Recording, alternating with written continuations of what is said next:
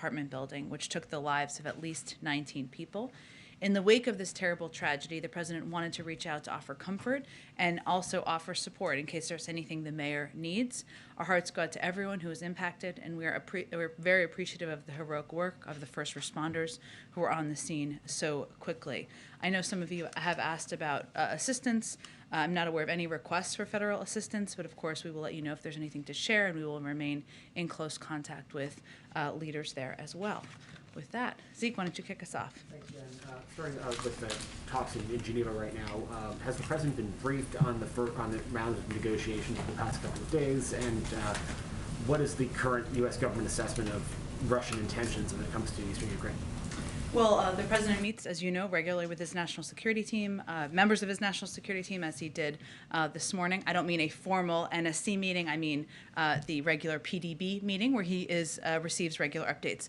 As you know, those talks just ended late this morning. I think you probably have all seen Deputy Secretary of State Wendy Sherman did a briefing following the conclusion of those as well. I would just reiterate some of the points that she made, of course, that these talks were frank, and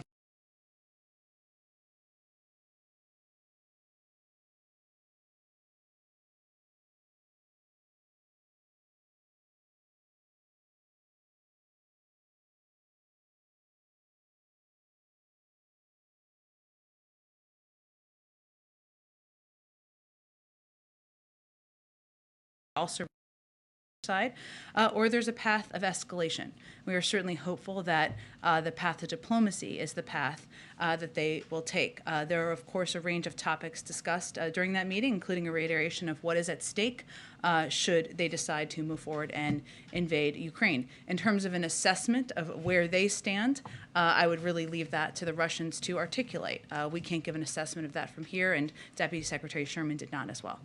What would it look like for the Russians to choose the diplomatic path? Is that just, does that mean they have to withdraw some of their forward deployed forces on the border with Ukraine in order to have that more sustained engagement, or is it just not invading further would keep the diplomatic pathway conversation alive?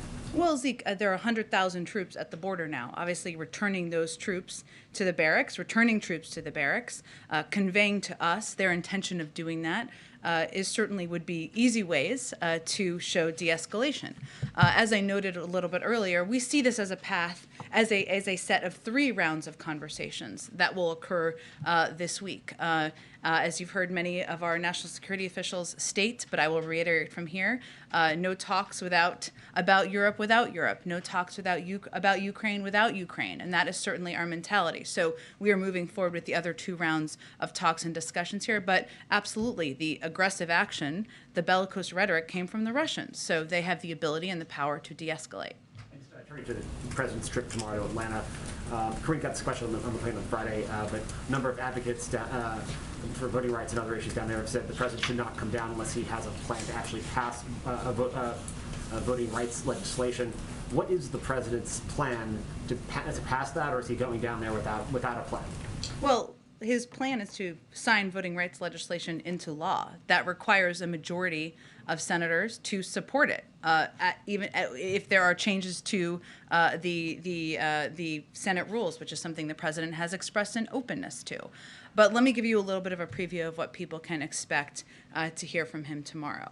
I would just note that the backdrop of where he's going is vitally important here as we were planning the trip. It's in a place with profound civil rights history, the Atlanta University Center Consortium on the grounds of Clark Atlanta University and Morehouse College in Atlanta.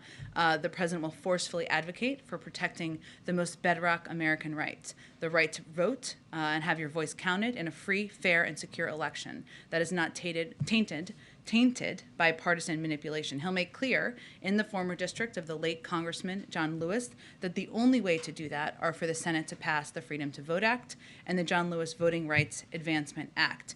He will follow his remarks from last week on the anniversary of January 6th, where he did touch on voting rights and that fundamental importance of protecting that right when an unprecedented insurrection sought to violently overturn the outcome of what the Trump administration's top election security officials confirmed was the most secure election in history by saying that he will stand in the breach and keep fighting for the soul of America. And I'll also describe this as one of the rare moments in a country's history when time stops and the essential is immediately ripped away from the trivial, and that we have to ensure January 6th doesn't mark the end of democracy, but the beginning of a renaissance for our democracy, where we stand up for the right to vote and have that vote counted fairly, not undermined by partisans afraid of who you voted for or try to reverse an outcome. I would also note one other piece I think you will hear more from him on tomorrow is he's quite focused on how ensuring the American people understand what is at stake here. Sometimes we all shorthand legislation or shorthand what we're talking about, and protecting the fundamental right to vote means he's going to also talk about what the changes have meant in states like Georgia across the country, what is at stake for voters in Georgia and other states across the country, and why this is so imperative it move forward. And lastly, Senator Schumer set a deadline of a week from now for the Senate to pass this legislation or change Senate rules. The president optimistic that that could happen on that time frame, or does he think that that is maybe too ambitious? Well, he's going to continue to work in lockstep with Leader Schumer on moving this vote forward. But beyond that, we're taking it day by day to press for the vote to happen and to be successful. Go ahead. Just following up on some of those questions. So on Atlanta, will Stacey Abrams be joining the president during any of these remarks? Andre, I know we'll have a list. There will be a number of elected officials joining us, traveling, and also there. I think we're still finalizing that list, and we will venture to get you that as soon as possible. Okay. And then just our favorite topic is the Fed nominations that we were expecting in December. Can you give us any kind of guidance on when we could expect those? We hope to. A little bit more specific than soon. I wish I had something more specific to deliver to you today, but I can just continue to reiterate, the president looks forward to announcing those soon. Okay, and then just on the Fed issue, Elizabeth Warren has spoken out about reports that indicate that Governor Clarida made some purchases and sales and is calling for greater transparency. Is this an issue that the president is engaged on? And do you think it's time for a kind of a more serious look at what the rules are that govern the Federal Reserve's actions and of its top officials? Well, we and the president deeply respect the independence of the Federal Reserve, and we're not going to comment on recent developments. But I can say, broadly speaking, the president believes that all government agencies and officials, including the Federal Reserve, including independent agencies, should be held to the highest ethical standards, including the avoidance of any suggestions of conflicts of interest. The Fed is obviously an independent agency, as I've stated a few times. It has its own ethics rules and requirements, including the new rules issued in October to address conflicts, and so we defer to that agency about any specific follow-ups. And just to follow up on the issue, on that issue with the Fed, so I understand it's an independent agency, but if an independent agency if officials at an independent agency are not following the rules to the letter, or if those rules don't seem like they're covering the whole thing, is it time to take a closer look, even beyond what happened in October? Well, again, Andrea, I think the president respects the independence of the Federal Reserve. I just noted that they have their own ethics rules and requirements. They put new rules in place in October. I point you to them, but the president's expectation that all government agencies and officials, including independent agencies, are held to a high standard, with high ethical standards, avoiding conflict of interest speaks for itself. One more question on COVID. So we know that the rapid test contracts have gone out, but they've gone to companies that basically procure materials as opposed to companies that are manufacturing the tests. Are you satisfied that there's adequate testing, manufacturing capability in place and going to procure the tests? Well, let me give you a little bit of an update on kind of a couple of timelines, or updates on timelines, I should say, on where things stand. We're working closely with manufacturers and distributors to understand what they can ship and by when, as well as actively working through the timelines for distribution. As you kind of touched on there in your question, there are several components of this. So we want to ensure that there's not only that physical test, but the ability to distribute them, which is what we're working through right now. We expect that the contracts are structured in a way to require that significant amounts are delivered on an aggressive timeline, the first of which should be arriving early next week. We expect to have all contracts awarded over the next 2 weeks, and then Americans will begin being able to order these tests online later this month. We also expect to have details on the website as well as a hotline later this week. So these are all components that we're working through and working to expedite as quickly as possible. On the hospitalizations, which are now at a record level, is there anything that the federal government can do to augment the capacity of hospitals, which are now having to cancel selective surgeries, I think in something like more than half of U.S. states?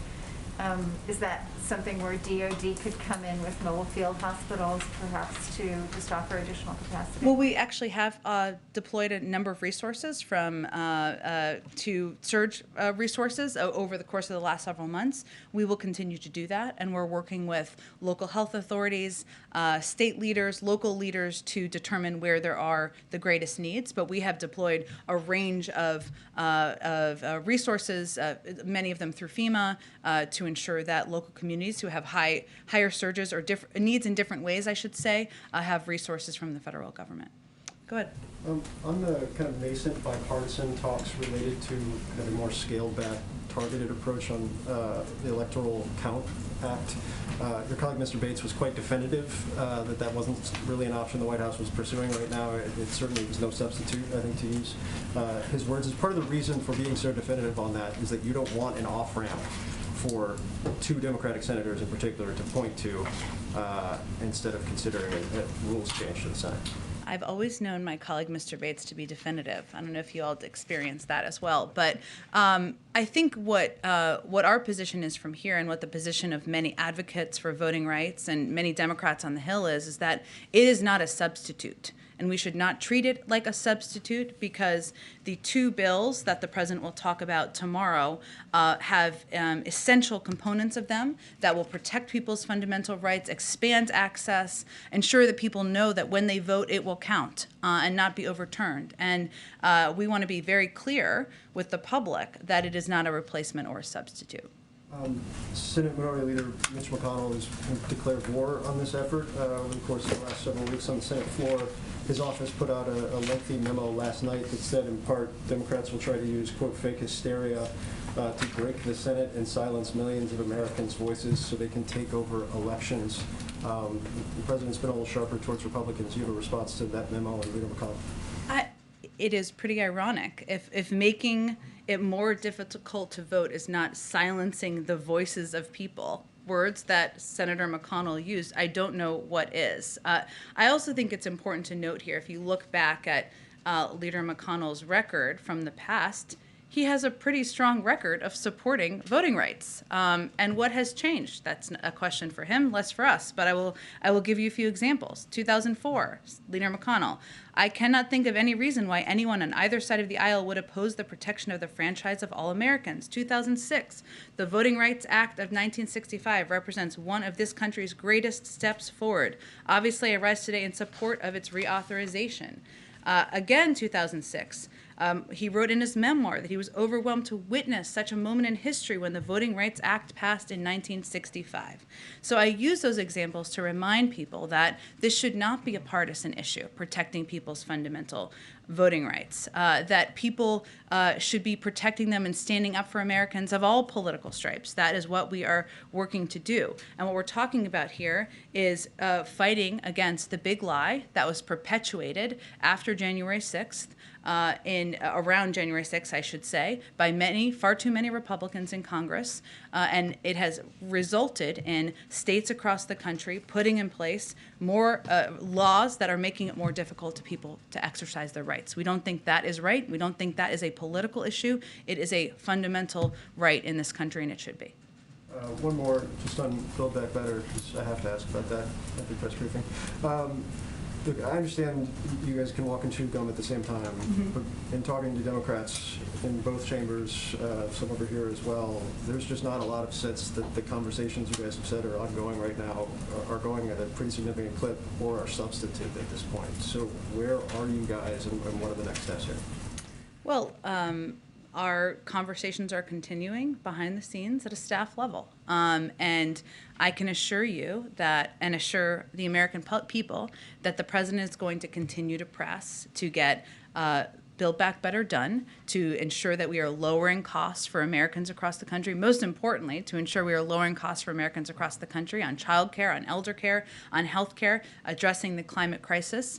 We know that we need 50 votes in order to get that legislation done, and we need to figure out what that looks like to get that legislation done. But those conversations are happening behind the scenes, and the president remains absolutely committed to getting lowering costs for the American people.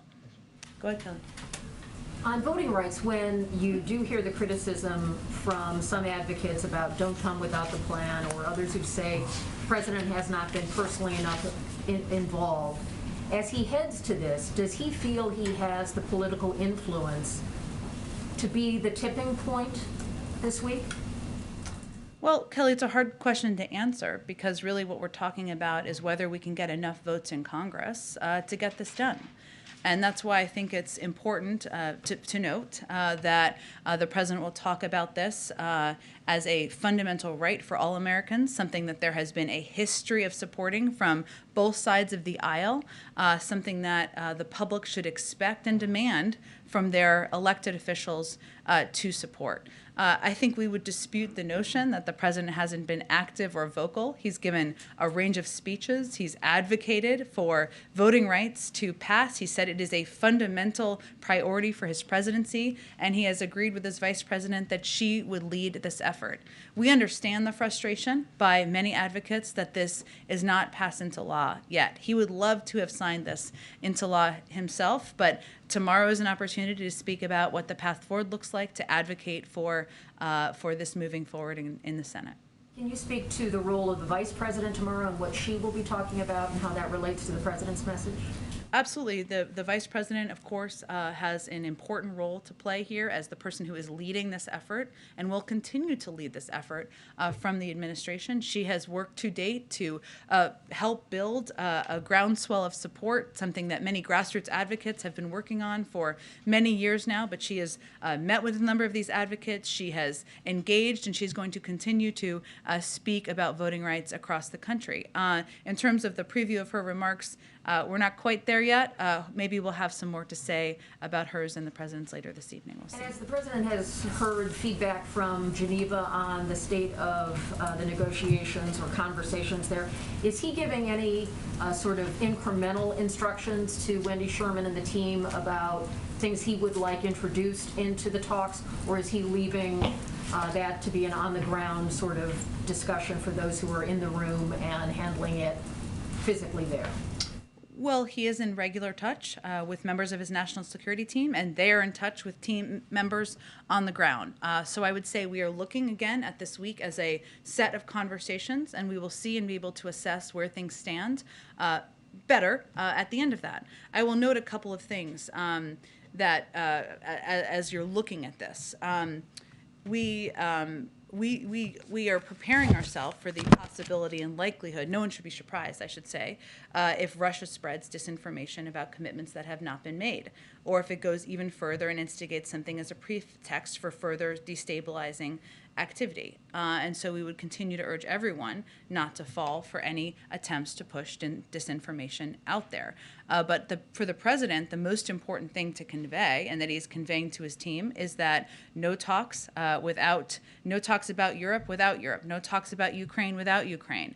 We had these discussions with the Russians today. There are important conversations that will be happening on the 12th in Brussels and the 13th in Vienna. And this is just one part of a three-set series of discussions happening this week. Go ahead. Oh, sorry, Peter, I'll come back to you. I'm sorry. Go ahead. Thank you very much. Can I ask you for the latest on the Chicago schools closure dispute? The governor announced over the weekend the availability of tests. He previously sought the administration's help in procuring tests. Can you say whether the 350,000 they procured involved federal involvement at all, and whether those talks are ongoing? And broadly, do you have any message to both the Chicago Teachers Union and the Mayor of Chicago on what you hope to see there in the coming days? This, of course, is the 4th day in a row without any school learning. I would say first that we are in regular touch with the governor and his team and the mayor as well, so we can continue to convey, have those conversations behind the scenes. We have been very clear, publicly and privately, that we want to see schools open. That the president fought for additional assistance in the American Rescue Plan, $130 billion, including $5 billion that went to Illinois, $10 billion that went to testing across the country, to ensure we were prepared and had resources needed to address whatever may come up in the pandemic. But we are having these conversations. We are in regular touch with them, both the mayor and the governor, and we'll continue to see how we can assist from here. Is a prominent member of the president's party. Has he spoken to her directly? I mean, does he feel the need to intervene here? It seems like a sort of an exceptional case in Chicago when so many other cities are reopening that is bucking a trend in some ways. Well, I'm not going to obviously speak for the mayor, but I think the mayor has also conveyed what her view is here as well. The president's view is that schools should be open across the country, and more than 95% are across the country. That the mental health impact on kids of not having schools open is very harsh and hard, and he does not want to see schools closed across the country. So that there's no secret about that. That continues to be what he states. That's why he fought for funding, and we will continue to be in touch with local leaders in Chicago to work to get their schools open. Jake Sullivan had a statement over the weekend with regards to Iran and sanctions that alluded to threats against American officials. Should we interpret from that the U.S.'s intelligence that there have been threats in particular against Trump officials who were involved in the Soleimani strike? Well, I'm not going to get into intelligence here from the podium, but we've certainly seen concerning public rhetoric from Iranian officials about individuals from previous administrations, even before sanctions from this weekend. And that's unacceptable. As the National Security Advisor, Jake Sullivan, said in his statement over the weekend that you just referenced, as Americans, we have our disagreements on politics, on Iran policy, and other issues, of course, but we are united in our resolve against threats and provocations. We're united in the defense of our people, and we're going to protect and defend our own people, but I'm not going to get into more specifics. Obviously, they announced the sanctioning of more than 50 individuals and have made public comments in addition that are certainly available to anyone. Right. Oh, go ahead. Sorry. Go on, you're fine, okay. Speaker Go ahead. Pelosi opened the door to maybe some sort of virus aid measure coming through. Do you have any new update on whether the White House is involved in any talks towards that? For instance, restaurants, of course, has had some traction in the Senate about a potential top-up of that fund. Well, we certainly agree with Speaker Pelosi on a lot of things, but on the fact that, on what she said this weekend, which is that we're not going to let a lack of resources get in the way of fighting the pandemic. We have been in constant conversation with leaders and with the Hill and members about what may be needed, whether that's more to address COVID or small businesses and help keep them afloat. I don't have anything specific at this point in time, but we're going to continue to assess what the needs are and stay in close touch with them about that. Go ahead. Thank you, Jen. I was home all last week, isolating. Welcome back. Thank you. I was isolating with COVID after a positive test, like a lot of people watching, and a lot of time in front of the TV. I heard the president say... Did you watch Fox the whole time, or other things? I have exhausted the full catalog of Guy Fieri content. Oh, okay. And obviously a lot of Fox. But I heard the president say, Google COVID test near me. So, somebody isolating with COVID, I did that, and the appointments everywhere were completely jammed. So why is it that you guys were so unprepared for the need for testing after the holidays?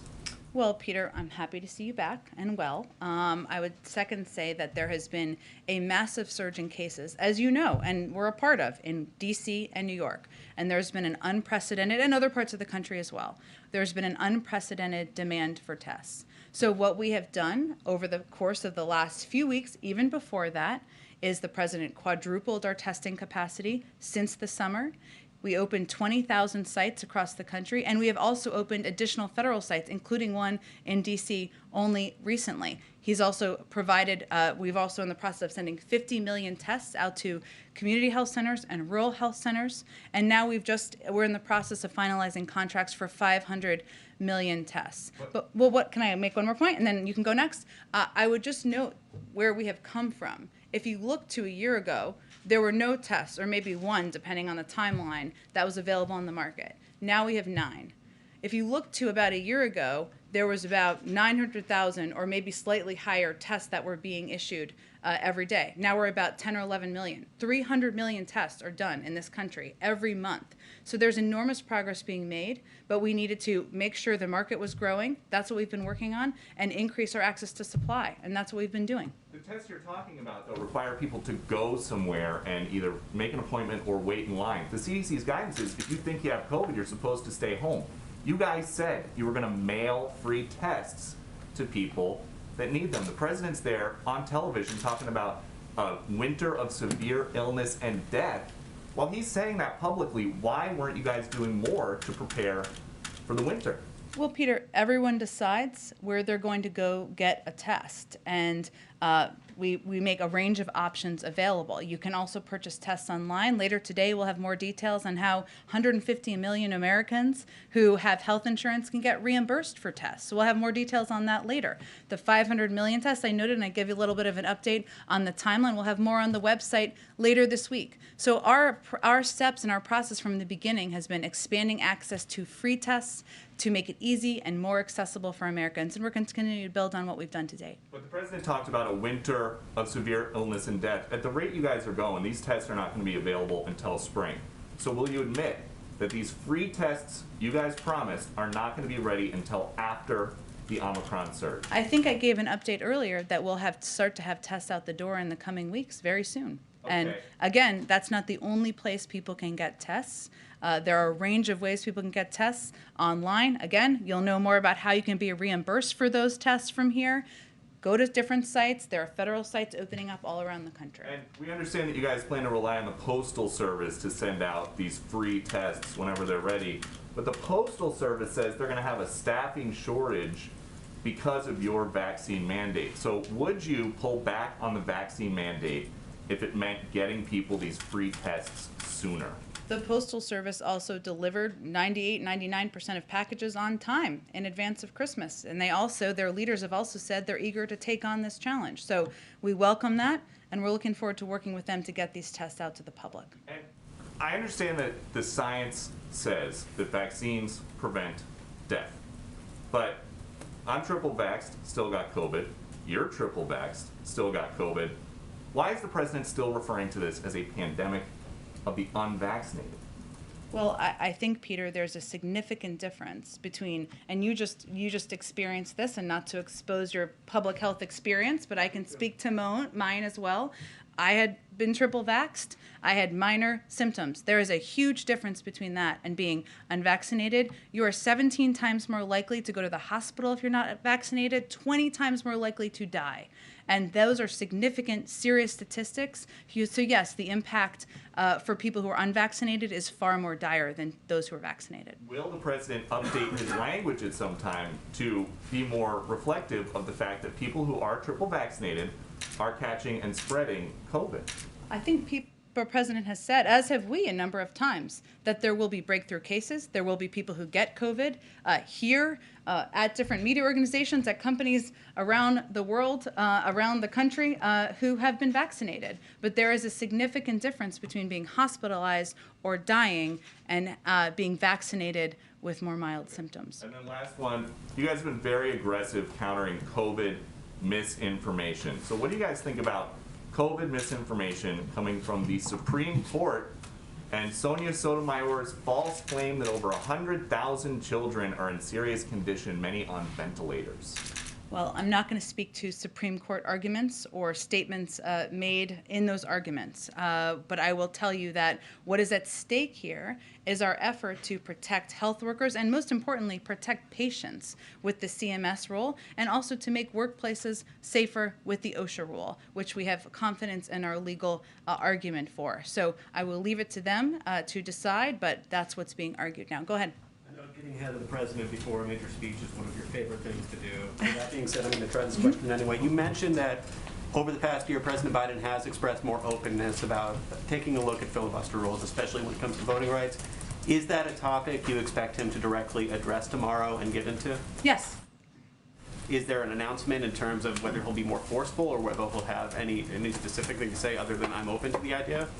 The president has spoken to this issue a number of times, as I've said before, including as recently as December, where he said that if that is how we get this done, I'm open to that. But again, he's working on his speech. You'll have to tune in tomorrow and see what he has to say. Has he had any specific conversations with senators about this legislation, about a rules change in the past couple of weeks? We're in regular touch at a range of levels with senators. I'm not going to detail those further. And then last question, any response to a recent statement from Senator Sinema's office indicating she would not be in favor of changing the rules and dealing with these two pieces of legislation? Look, I think that everyone is going to have to take a hard look at where they want to be at this moment in history as we're looking at efforts across the country to prevent people from being able to exercise their fundamental rights. Go ahead. Jen, in previewing the president's speech earlier today, you said that he will forcefully advocate for the voting rights. Last week's speech on January 6th, the president's speech then was viewed as pointed and forceful. In terms of the tone of tomorrow's speech, should we expect something along those lines? Well, I would say that the president will certainly be clear about what is at stake here and how important it is to protect people's fundamental rights across the country.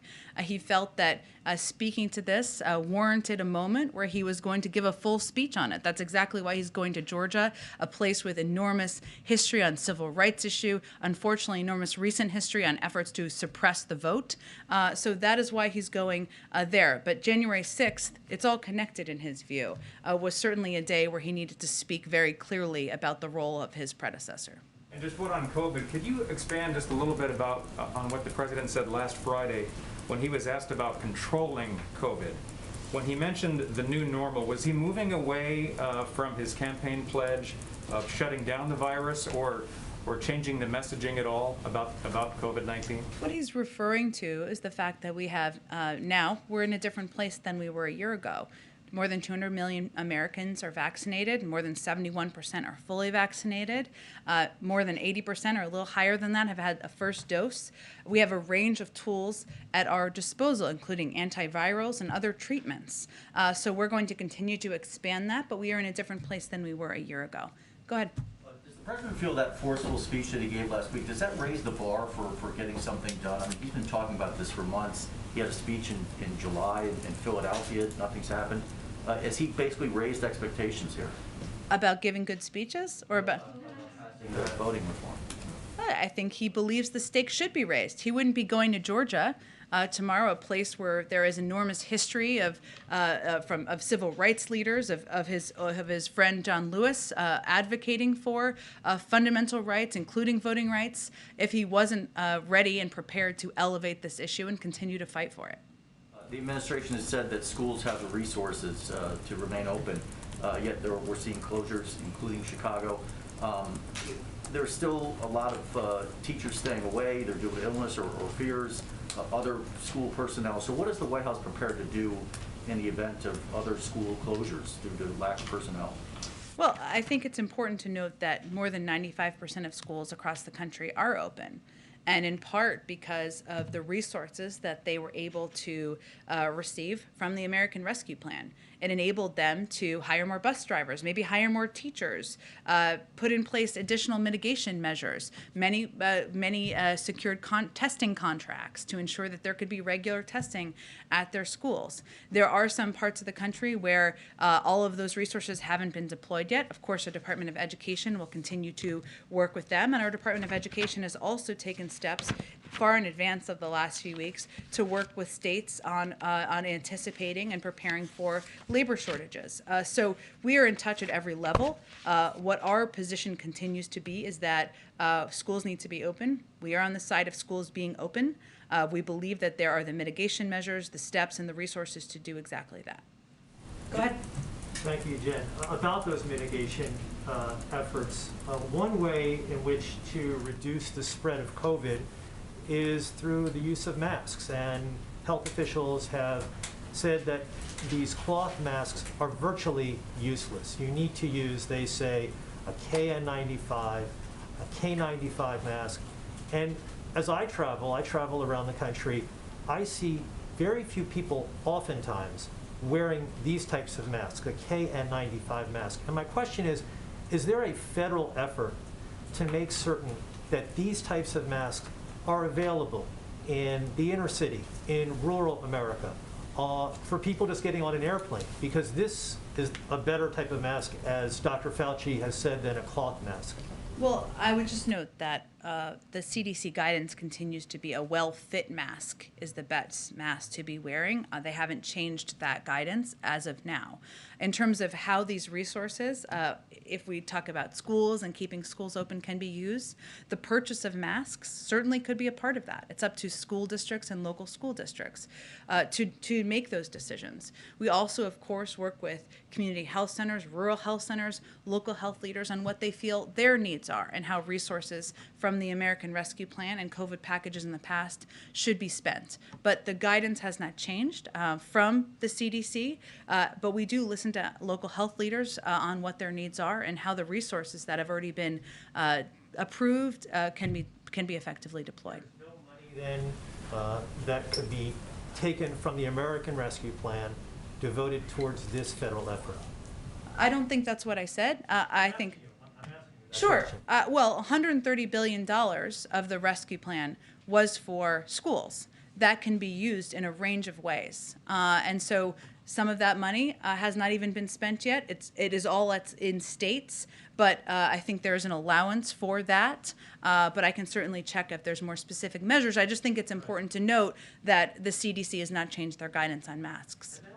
Talks that took place in Geneva today between the U.S. and Russia. The last time that President Putin spoke about this impasse that exists was during his end-of-the-year press conference. And during that end-of-the-year press conference, President Putin said, the ball is in the U.S. court on this particular issue, which is different than what you said when I asked you that same question in early December. Do you disagree with that contention that the ball is in the U.S. court here? Well, I think it's not just about me disagreeing. The facts disagree with that.